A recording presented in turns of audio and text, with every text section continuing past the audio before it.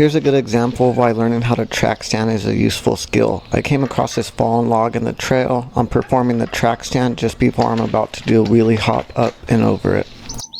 Hey, morning guys, I'm Mark. Today we're going to learn how to track stand on a mountain bike and learn how it's useful on the trail. So let's get into it. All right, now what is the track stand?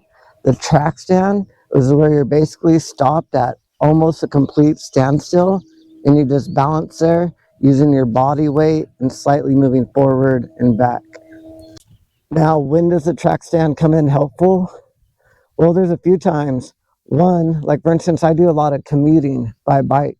So if I'm waiting at a red light, waiting for it to turn green, I'll just do a track stand instead of having to put my foot down. Also on the trail, let's say you're coming up to a tight switchback and you're really going to slow down, you can do the track stand before it for a second to get yourself around the switchback. Same with the technical section. Let's say you're coming up and there's going to be a steep drop in and you don't want to go full speed and you don't want to put a foot down either, because then that's going to cause other issues. So you're able to just balance, do a little track stand, look at the line you're about to drop into, and then drop into it and your feet are already on the pedals. All right, so I'm going to come to a stop.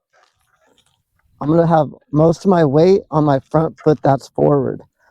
You can turn your front wheel to the opposite side that you have your front foot forward, but honestly, you could do it either way. But a lot of people find this helps when you're first practicing. And then instead of just trying to do that complete stop, kind of roll backwards, roll forwards a little bit.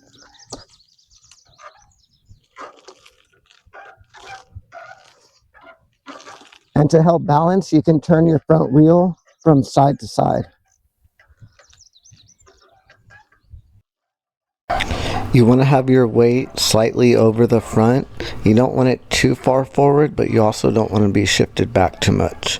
As far as gear choice goes, you don't want to be in too easy a gear, but you don't want to be in too hard a gear either. I find maybe like the third or fourth ring down is a great place. Now, as far as pedals go, you can do this clipped in, you can do it with flats, but I would recommend when you're first learning it to use flat pedals or at least on clip. Because if you fall over, it's going to be slow, so you're not going to get hurt, but you really don't want to just tip over and fall over clipped in. So yeah, I would recommend using flats or just being on clipped when you're first practicing the track stand. Alright, so we're rolling up, coming to almost a complete stop. I got the front wheel turned to the opposite side of the front foot that I got forward. We're keeping weight on the front foot, using the brakes to keep the bike stopped, but you can slightly let off of them when you want to rock back and forth to help keep your balance. Now, as far as being seated or standing when doing the track stand, I would recommend doing it standing. I find it's easier to keep the bike balanced. However, I have seen people do it sitting, but I do recommend doing it standing. Now we're just kind of modulating the braking, turning the front wheel from side to side slightly to help keep with balance. And yeah, if you just practice this for a few minutes on each ride, you'll become a master at the track stand and it will greatly improve your overall balance on the bike. Okay, now here's a tip that can really help you when you're first learning to track stand. Find either a curb, a bench, or here I'm using a fallen log to rest your front wheel against it, and that's going to make staying upright a lot easier until you get the hang of it. All right, so here's like how you could actually use the track stand on the trail. So just riding along, we came up to this log that's down in the middle of the trail.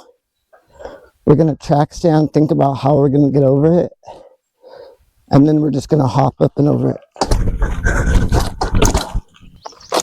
All right, well, I hope this video helped you learn how to track stand and understand why it's an important skill to learn.